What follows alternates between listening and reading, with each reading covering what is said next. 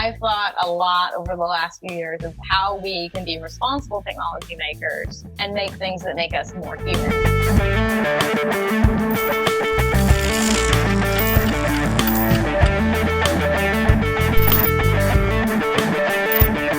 And I believe that we absolutely can transcend where we are in our current humanity as long as we're building things that have that intent. Then the question becomes, how can you tell whether you're building something that's helping or hurting?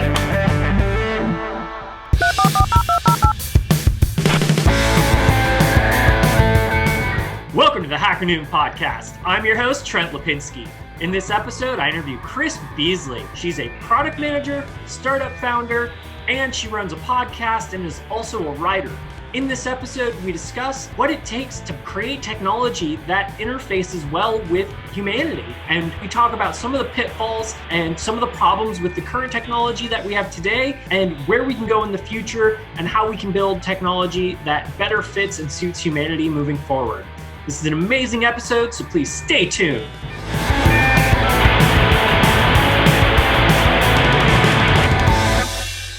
This episode of HackerNoon is sponsored by DigitalOcean. Join a community of over 3.5 million developers learning how to build and scale high-performance web apps on the simplest cloud platform. With a flat pay-as-you-go pricing structure and monthly caps across all global data centers, DigitalOcean makes it easy to get the computer resources you need without the billing surprises you get from other cloud providers.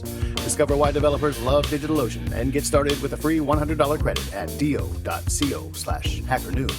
Full-stack developer Austin Pocus. We're using it to host a discourse site. So basically they give us a machine and we run a Dockerized instance of discourse on there. Gets a few clicks and discourse is ready to rock. With DigitalOcean, they have a marketplace where you just click, I want discourse, you provision a droplet and you're good to go. Welcome to the podcast. I'm here with Cris. Tell us a bit about who you are and what you're working on. Hey, good to be here. I am working on a podcast also called Embodied Reality, which is about technology, creativity, and love. And I am also spinning up a lab to bring together artists and technologists to create performance pieces that stretch consciousness and alter consciousness. Awesome. And I met you at, I got to get this one right because I keep wanting to call it the wrong thing. It's Dev Stories. It was an event that HackerNoon hosted at GitHub's headquarters. Can you tell us a little bit about your talk and what you were getting into there? Yeah, absolutely. So I started off by talking about the origin of the species. Here we are at Dev Stories at GitHub, and I'm like, let's go back in time to before Homo sapiens, all the way to Homo erectus, because it wasn't Homo sapiens that discovered fire. Actually, it was Homo erectus, and fire made us human. And I love this, and I relate this to standing in GitHub because I'm fundamentally an optimist about technology. Technology made us human. We weren't human without technology. Had we not had fire to cook food, we wouldn't have evolved these larger brains, which only can exist with access to greater nutrition. So I am fundamentally a technologist. And that gives me great hope. So then I went into an understanding of this idea of where addiction is coming from, because there's a lot of people, including me, that are concerned about the addictive potential of technology. And I spent a whole lot of 2017 really researching virtual reality and augmented reality, and now I'm building things in the lab that use biosensors and really like moving far beyond just the shiny rectangles that we look with our visual system, but bringing these things far closer to the body, sometimes literally on the skin, and taking over your whole visual field and your whole acoustical field. That means the potential for addiction is even greater. So I've thought a lot over the last few years of how we can be responsible technology makers and make things that make us more human. And I believe that we absolutely can transcend where we are in our current humanity as long as we're building things that have that intent. So then the question becomes, how can you tell? How can you tell whether you're building something that's helping or hurting?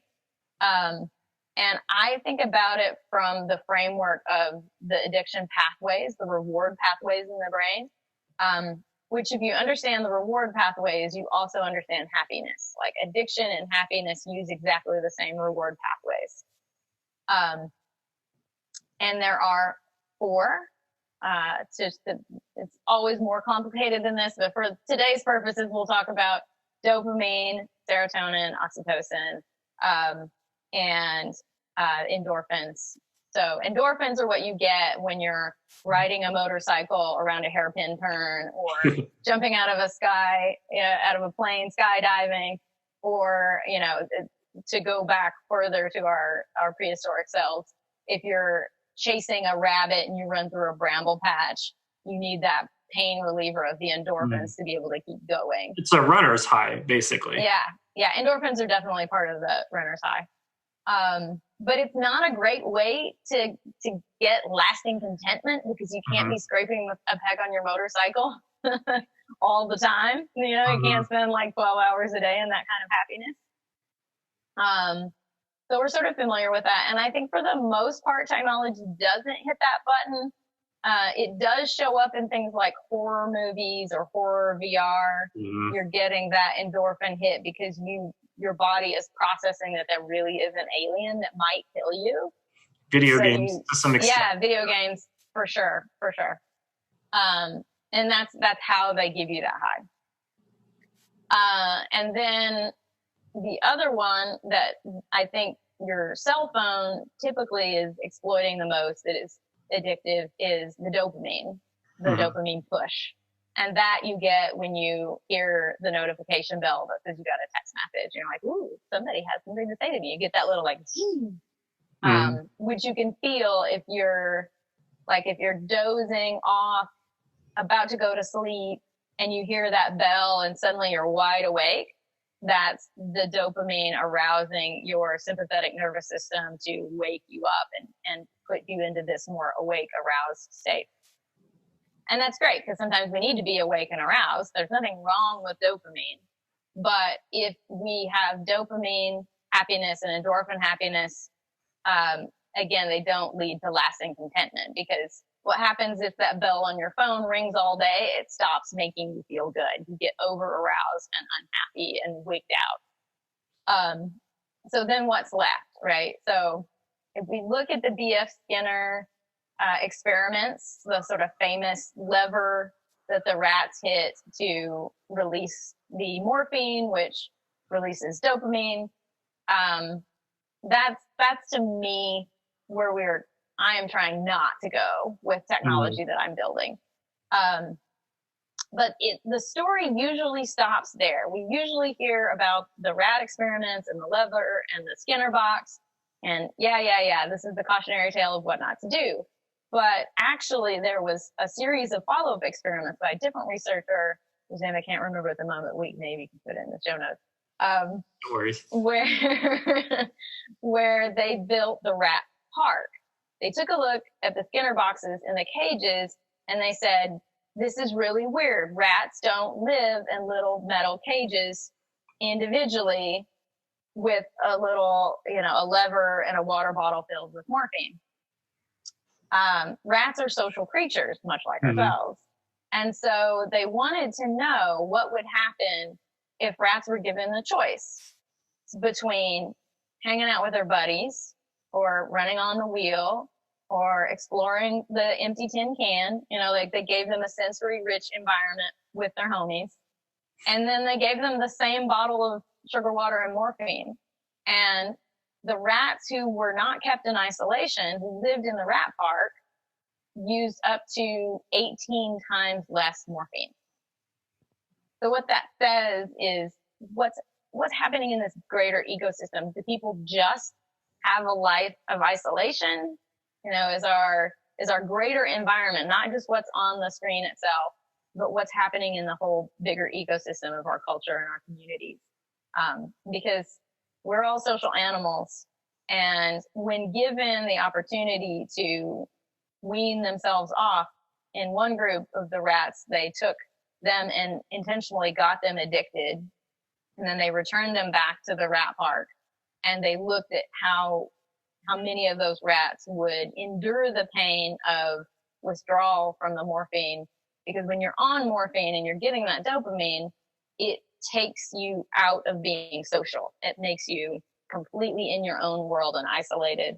But the rats chose to endure the withdrawal so that they go back to hanging out with their buddies and snuggling. So, which is oxytocin. Oxytocin, because thank you. Oxytocin Yeah. is the lasting contentment. It's the hormone that's released when we're with people that we feel are in our in-group. They're in our tribe. We're safe with them. Oxytocin is naturally released. This episode of HackerNoon is sponsored by DigitalOcean. Join a community of over 3.5 million developers learning how to build and scale high-performance web apps on the simplest cloud platform. With a flat pay-as-you-go pricing structure and monthly caps across all global data centers, DigitalOcean makes it easy to get the computer resources you need without the billing surprises you get from other cloud providers. Discover why developers love DigitalOcean and get started with a free $100 credit at do.co/HackerNoon. Full-stack developer Austin Pocus. We're using it to host a discourse site. So basically they give us a machine and we run a Dockerized instance of discourse on there. Gets a few clicks and discourse is ready to rock. With DigitalOcean, they have a marketplace where you just click, I want discourse, you provision a droplet, and you're good to go. So bringing this back to the context of like, our technology and the technology we have today, we've got cell phones, we've got all these apps, we've got Facebook, we've got Twitter, we've got all these social media networks, and they're just hitting that dopamine button. Mm-hmm. Every time you get a notification, every time you get a like, every time you get a retweet, every time you do anything on any of these apps, they're literally designed like slot machines. Like they've taken the same ideas and the same concepts that, Vegas has been using for decades, applied that to, our productivity apps, our networking apps, our chat applications. They've applied those same methodologies to these applications so that we would get addicted to these apps, because it's all about time consumed and eyeballs, and that's how they monetize. It's about collecting data. It's about being able to run advertising. A lot of people forget, like, how does Google pay their bills? It's advertising. How does Facebook pay their bills? Well, it's advertising and selling your data, but that's a whole other conversation. There's this, and the way that they do this is by keeping your attention. And the way that they've done that primarily has been hitting that dopamine button. Yeah, absolutely. And I think it's funny because this pattern has become so pervasive that I've even seen wellness apps use these patterns, and the wellness apps are not using an advertising model. They don't have, like, they're subscription based, or they are, your employer or your insurance company is providing this to you, and they paid a flat rate for this white labeled Kaiser Permanente. I don't think Kaiser Permanente has one, but they just happen to be my health insurer. And let's pretend that KP gave me a KP app that's helping me break bad habits and get more sleep. I'm deliberately not saying the name of the one that I'm picking on, but they're using the same patterns because that's what everybody has learned to do. That's what product managers have learned to do. That's what UX and UI designers have learned to do. That, like, it's so pervasively infected our ethos of how we think it's good to build something. But I will say that apps. Yeah, everything. There is a class of apps that absolutely doesn't do this, that are super popular and you have on your phone. Like nobody's like, oh God, I can't stop looking at the little cars on Lyft. You use it, you get the value from the service, you pay for it, you're done. Yeah. So I think it's important to divide, because we have even me, I think, speaking these generalities about this, and there's definitely a class of apps that falls into this addictive pattern, and there's another class of apps like banking, transit, Delta. Most of my travel and banking stuff have great patterns because I already have an intrinsic need to use those things, and they don't give a shit. They just need me to check in with my boarding pass. I've seen it in banking apps, actually. Have you? Yeah, little like that like the UI UX, they'll do little things when you send money to someone, or when you receive money, it'll like give you a little notification. I have seen the banking system starting to tap into this. They're realizing the value. I think it's like I just turn off all the I don't have any badges pop down from the top, like no peeking, no window shade. Nothing is on my lock screen except for the calendar. Nothing makes noise except for the calendar and phone calls, actually. Yep. I have all other sounds off for everything unless I have a specific need, like I know this person is going to text at this time, and so I'll turn on text message notifications temporarily. But I've gone super, super hardcore about no notifications anywhere. And it turns out it's fine. I have badges on for messaging, and I get all my messages. Like nobody's ever wigged out because it took me, an extra half an hour to see their message. I actually do the same thing. I disable all my notifications. I just keep my phone on the vibrate mode. I like almost never take it off that, because sound is one of the most, for me at least, sound is like one of the most kind of annoying. And it really does. If I hear that bell or I hear a notification sound, it's just, I'm immediately snapped out of whatever I'm doing. And I don't want that to happen. So for example, every time I do a podcast episode, like I have to go quit anywhere between 5 and 10 applications that make noise, have notifications. I have to put my phone on airplane mode. I don't even do the do not disturb anymore. I'm just like, let's just cut the signal completely, so that it doesn't, it doesn't interrupt the podcast. So, doing podcasts has actually been really interesting for me because it's forces you to kind of cut that connection to the world for an hour when we're recording or whatever.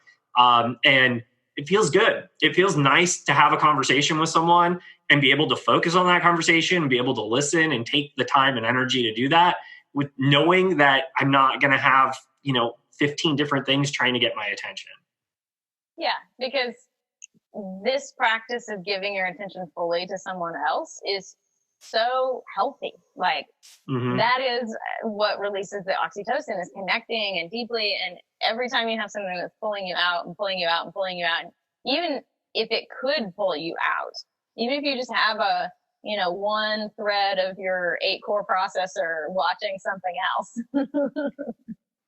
then it's a different quality of attention. And I feel like you really miss, because it's already hard enough to listen to somebody. It's so easy for me to be in the mode of level 1 listening, which is just, I'm hearing you, but I'm actually listening to my own thoughts and cueing the thing that I'm about to say back to you. And if I'm stuck in that cueing the thing to say to you, I'm actually not hearing you anymore.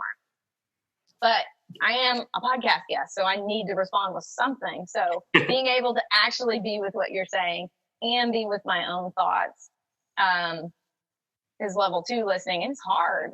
Like I need all the capacity I can get to be able to do that.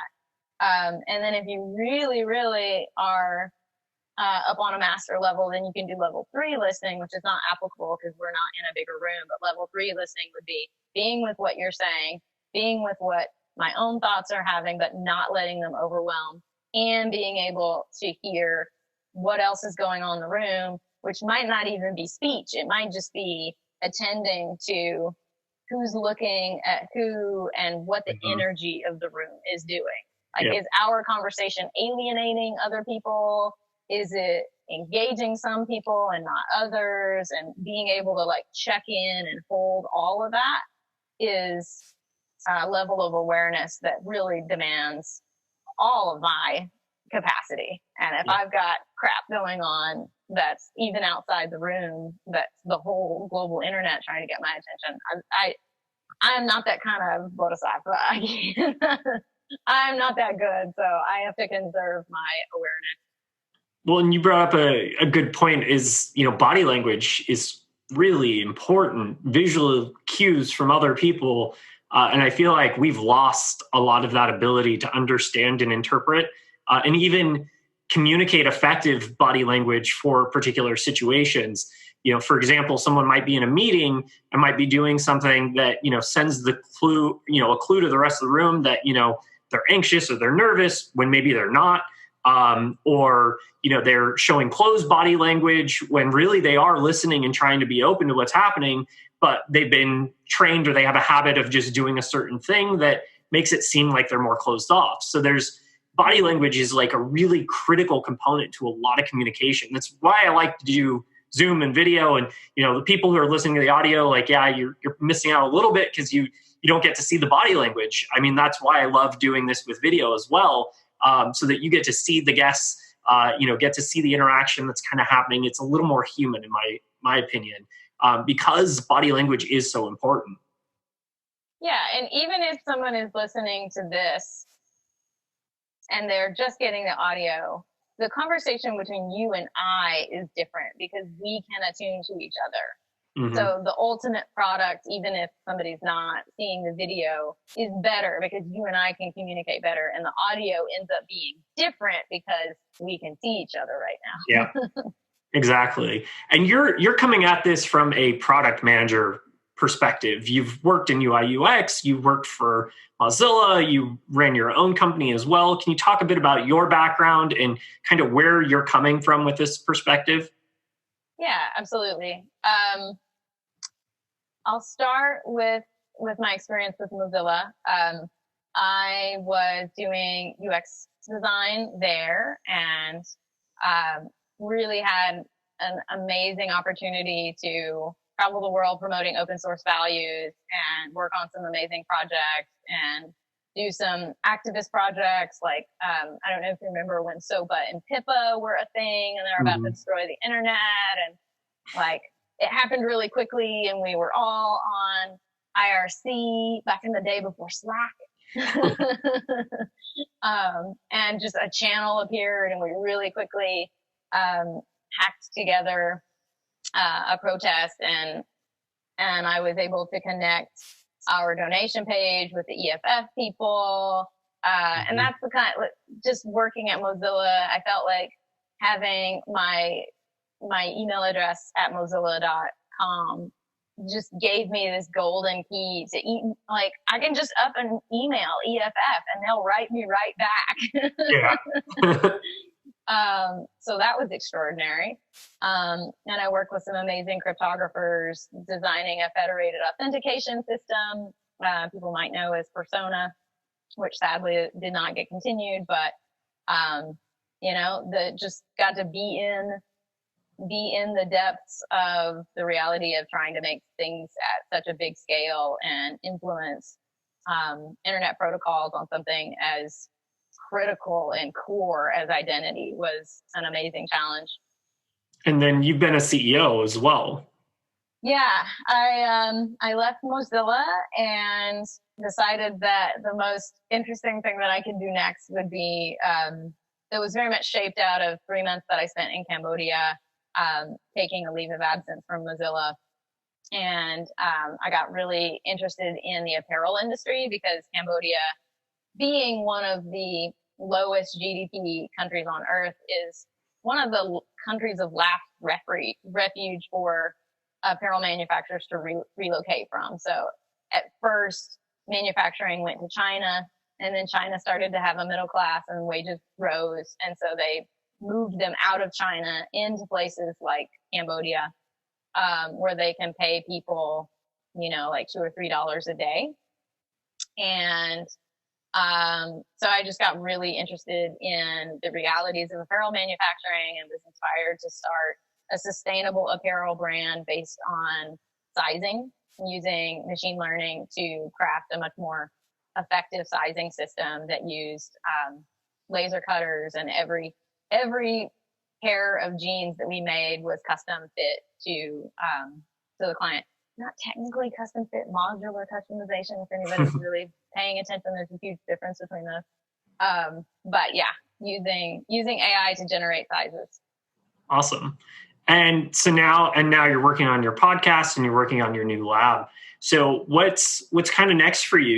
You just relocated to San Francisco. You were in Oakland before. Now you're looking at New Zealand, I think you mentioned. Yes. There's an extraordinary fellowship called the Edmund Hillary Fellowship that my partner just got inducted into, that I accompanied him. And it's an amazing opportunity for technologists and investors to be able to come to New Zealand. It's the world's first global impact visa that's designed for not just improving the economy and the environment of New Zealand, but really using New Zealand as a base for worldwide change, which is amazing. I'm just super impressed by their government and their efficiency, and they have functional institutions. Every country has their problems, but I'm pretty blown away by the culture and the real feeling of citizenship, and like you show up and you're a member of their society in a way that I haven't experienced in the US. Yeah, well, I think part of the issue with the US is, because of all the things that we are talking about, conditioning with these social media apps, hitting that dopamine button, everyone constantly being distracted by their phones. It's eliminated a sense of community, and because of that, also a sense of responsibility. Right. So unfortunately, so I grew up in the Bay Area, and I was just on another podcast talking about this recently, you can't even talk to the person sitting next to you on the bus anymore. And when I was a kid growing up in San Francisco in the Bay Area, when you were in a situation, you were standing in line at the bank or the grocery store or whatever, you would just talk to the person next to you to, kill the 5 minutes you're in line or whatever. That's how you got through those moments. That's how we used to behave as a species. It's hey, I'm going to be here for 10 minutes. I may as well talk to the person next to me because they're bored too. Neither of us has anything to do for the next 10 minutes. So, whether you're on a bus, standing in line, whatever, that's how we used to interact. Is we used to talk to our neighbors. We used to talk to the people sitting next to us. You used to talk to your classmates. Now we're all stuck in echo chambers. Now we're all stuck in bubbles. Now everybody keeps their own little mini social network. They keep it in their pocket, in their phone, and then that's it. They don't create that space or that time for others. I feel like that's a major factor in why we've kind of lost that sense of community and civility in the US. Do you have any thoughts on that? Yeah, I do. I think there's a continuum that starts on one end with numbness. And the pair to numbness is addiction. The way that you can stay numb to your emotions is by addicting yourself to something. They're coping mechanisms, and coping mechanisms are great. They are absolutely needed. But that's where a lot of us are. That's certainly where I have been, and I'm not as much in that space as I used to be. But we can maintain this ability to not feel negative feelings if we are playing a game, if we are on Facebook, if we are, you sort of check out, you check your brain out into Twitter, Facebook, or whatever. We all know what those are, and we check them out into alcohol, and we check our brain out into cannabis. And again, there's no judgment. I have no judgment or shame whatsoever about these things. But that's just where we are as a society. We are all addicted to a whole bunch of stuff, to eating, to hiding and sleeping 11 hours. There's a laundry list as long as my arm, and we all have our favorite ones. But if you start the continuum in addiction and numbness, the next thing that happens as you rise up out of that is the first emotion you might start to feel, if you start to feel again, is not a pleasant one. It's probably shame. That's the first thing. And so that's what keeps us going back into our addiction, is emotions. No, shame. I don't want to feel that. Let me check my brain back into Facebook. But shame is only a step along the continuum to really waking up and participating and taking action in society. So it's addiction, then you rise up into shame, then you rise up into guilt, then you rise up finally into taking action. But that's a painful journey. And the difference between shame and guilt is shame says, I am bad. This is according to Brene Brown, who's like my freaking hero. Guilt says, I did something bad. And there's a huge difference between those things. Shame is the fear of disconnection from our society. It's like, oh, I am a horrible person, not worthy of love, or, you know, I am a lazy piece of shit that's not enough. Like we all have some version of these horrible demon voices in our head that tell us that we're bad, that we're not enough, you know, not fast enough, not productive enough, not rich enough, not handsome enough, not pretty enough, not thin enough, not whatever enough. That's the voices of shame. But if you can get past that to guilt is actually helpful. So instead of saying, I am a bad friend for not calling John on his birthday, you can say, I didn't call John and that was kind of shitty. Like, it's not a subtle difference. It might seem subtle, but I'm a piece of shit because I forgot my friend's birthday is really different than, wow, it was really shitty that I forgot his birthday and didn't send him a message. Mm-hmm. So as you can like graduate to those higher and higher perspectives, then finally, if you can come from the place of being so addicted that you didn't notice it was your friend's birthday, to then realizing that you forgot and thinking you're a piece of shit and still being paralyzed because you think you're a piece of shit and you're not worthy of having a friend, to shit, I forgot his birthday. Then you can move finally to the fourth, which is to take action, which is to say, hey, I totally forgot your birthday. I am so sorry. And we hang out. But that's how I sort of look at the continuum between numbness and addiction to making it through to a place where you can actually take a useful action to reconnect and, you know, be the person that you're trying to be in the world.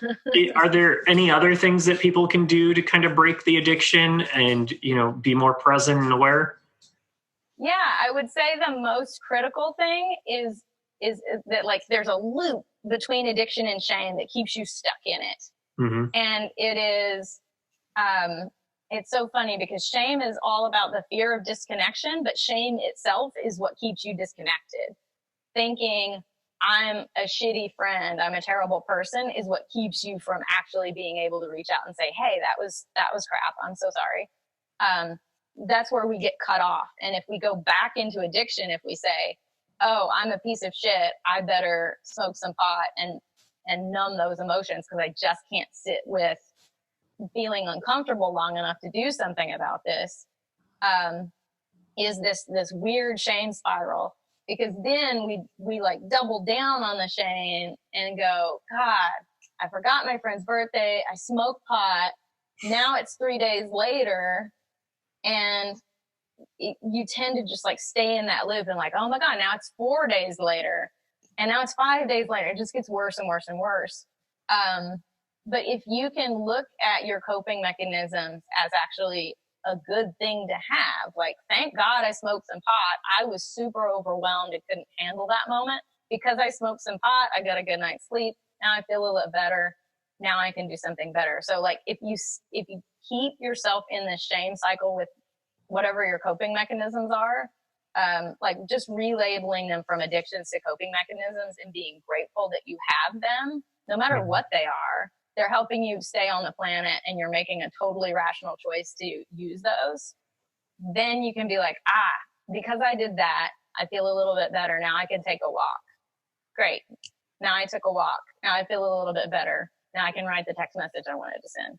Mm-hmm. And just ascending up, because the coping mechanisms can be all the way from, you know, going and taking a walk as a coping mechanism. Binge eating is a coping mechanism. Heroin is a coping mechanism.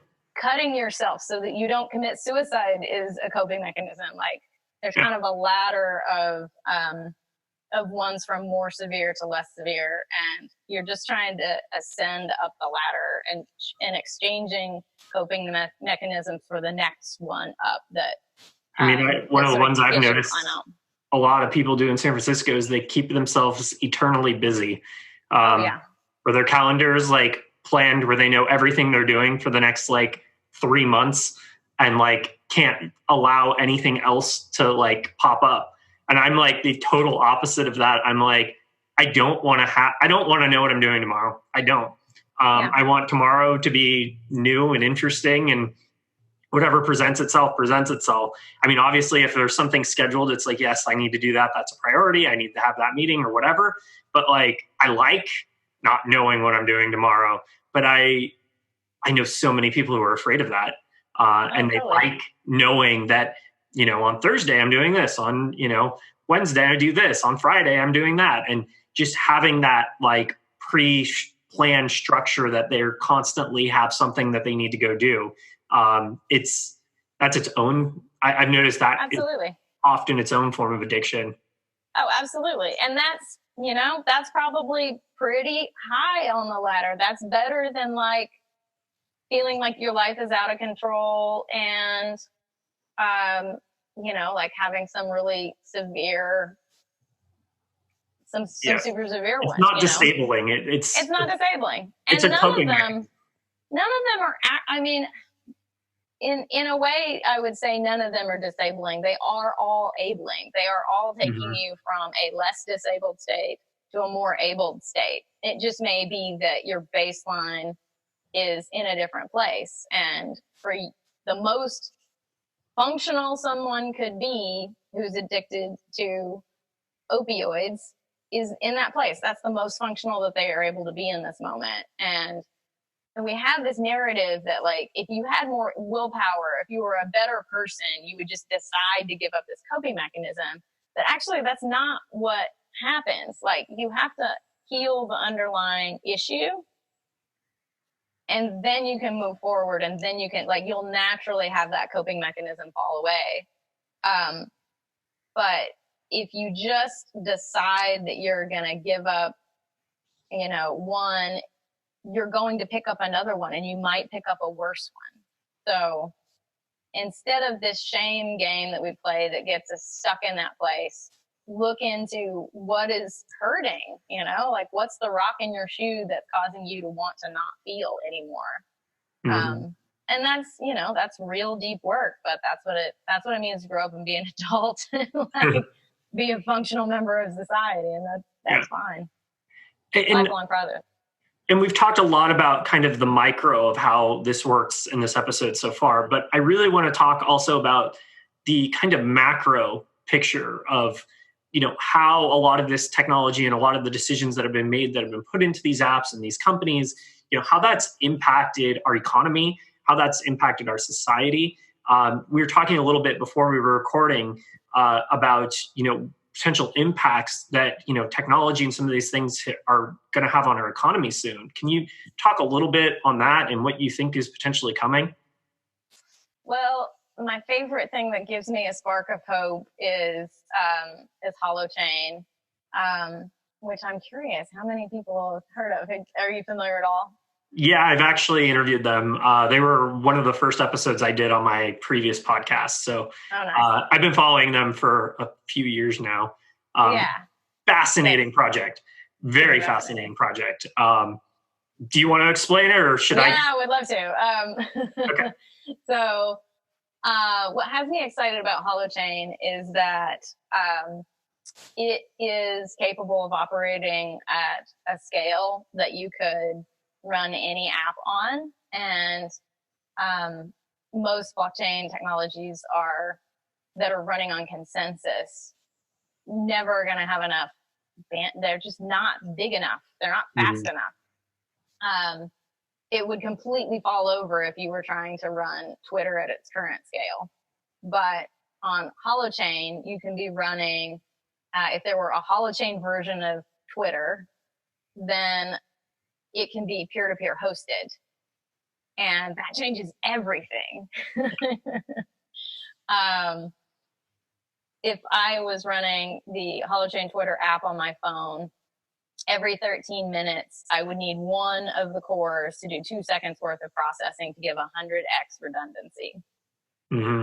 And everything gets way more interesting at that point. Like, the economics of creating an app right now mean that if I wrote the next runaway success app, I would have to go to VC and get dollars to scale the app.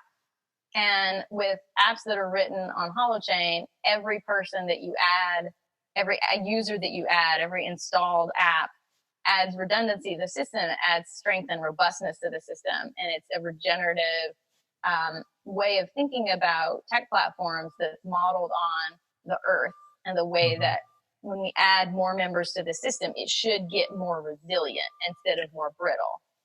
And we've got a whole architecture of the internet as we know it that is not built for robustness. It isn't inspired by the way that the earth works, the way the ecosystems work. It's not built for resiliency. And I think that has some very real consequences about who gets to have a voice, who gets to write the next big runaway app. And if they do and they succeed, do they benefit from that, or do they now have a problem because they can't afford to scale it? So I think that's huge. And that's a real problem for a lot of entrepreneurs, especially with software businesses. So just for some context, I ran my own startup. It was WordPress themes and plugins, and the open source versions had like 4.9 million downloads. It was crazy. That's a lot of downloads. I eventually had to sell the company because I didn't find an investor that was willing to take it to the next level. And I couldn't sustain what I was doing because it had grown too fast, too quickly.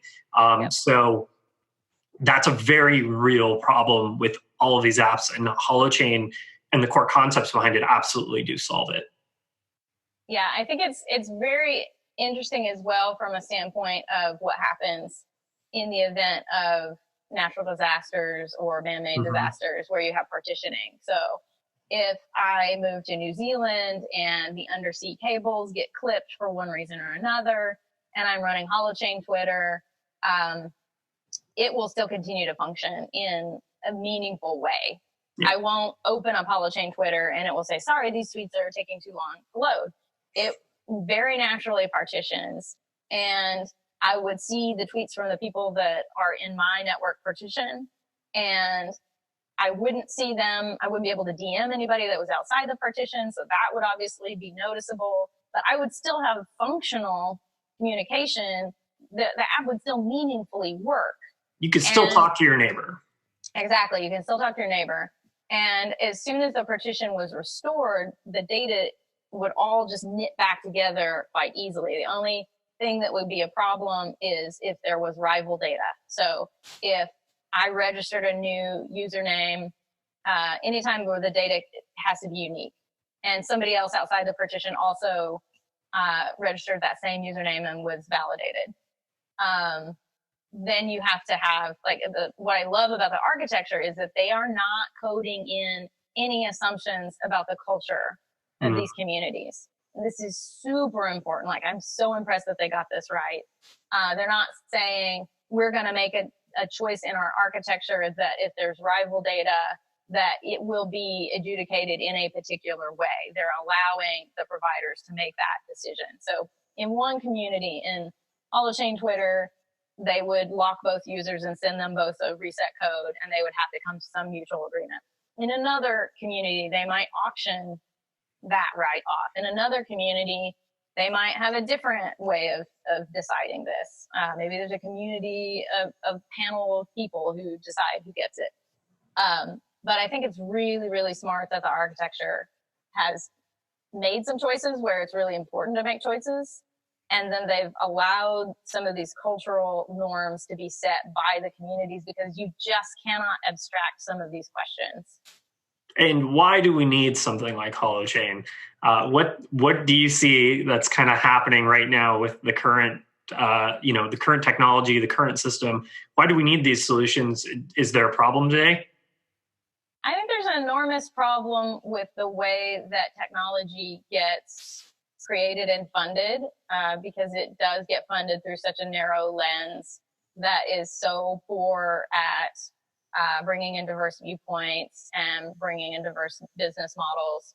There's so much that just never sees the light of day, or if it does see the light of day, it's like yours, it's a runaway success, and then it gets morphed into something that the creators didn't want it to, or it gets sold, or it gets shut down. So the things that are at a scale that we recognize, not exclusively, but to a large extent, have been funded by VC, and VC just has a very particular role that it needs to play in the economy, and that's not necessarily well aligned with what the society needs. It's only like it does a thing and it does a useful thing, but unfortunately there's a whole lot that society needs that VC is never going to be an appropriate funding mechanism for. And I got to ask, since this is the HackerNoon podcast, what is some time in your life that you've had to hack something? I think I want to pick on the, I will say I started a company and everything was hacked. and I love using Airtable and Zapier to hack together really quick internal tools. If I had it all to do over again, I would not build nearly the custom stuff that we did. I mean, we could have used that developer time for so much more if we had built on top of the automation that's now possible with Airtable and Zapier. I just think it's a brilliant way of prototyping small businesses, and that's my favorite hack. Awesome. And do you have any final thoughts before we wrap up? I would just highly encourage anybody who is intrigued by holochain to look into it. It goes way deeper. At its core, it's a reimagining of the internet as a resilient system inspired by nature. And it's moving away from data as primary to the person who said it, and the trust relationship as primary. And there's some massive changes in your whole concept of how you build technology that have to come out of that. But the internet could be so different than it is today. And it can happen completely underneath the users. Like, they don't need to know they're using holochain Twitter in the same way if you change from Azure to a different cloud provider. Your users never have to know that anything has switched. So I think that's what excites me, is that all of these underlying protocols can change and so much good will come out of it. And it can be completely transparent to the users. They don't have to understand anything about anything. I think blockchain, so hopefully it can break that cycle that we were talking about earlier in the episode, is by changing that underlying architecture, fixing the foundation so that you can build these applications to be more functional and useful in a different way. Then you don't have to rely on that dopamine switch. You don't have to rely on these gimmicks and these tricks to get people to use your apps. And the incentive to use those apps and what those apps do and how they function is completely changed, because the economic model's changed behind it, because now you're trying to build a more resilient system rather than steal people's data and sell it for money. Absolutely. Go find a hackathon near you. Where can people find you? So everything related to me is at chrisbeasley.com.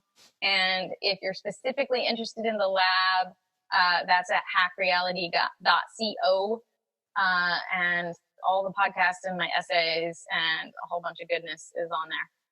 Cool. Well, it's been a pleasure having you on the show. Thanks for coming on. Thanks, Trent. This concludes another episode of the HackerNoon podcast. I'm your host, Trent Lapinski. Please don't forget to subscribe to us on iTunes and YouTube, and follow us on social media. You can also find us at hackernoon.com and podcast.hackernoon.com for more episodes. Thank you for listening.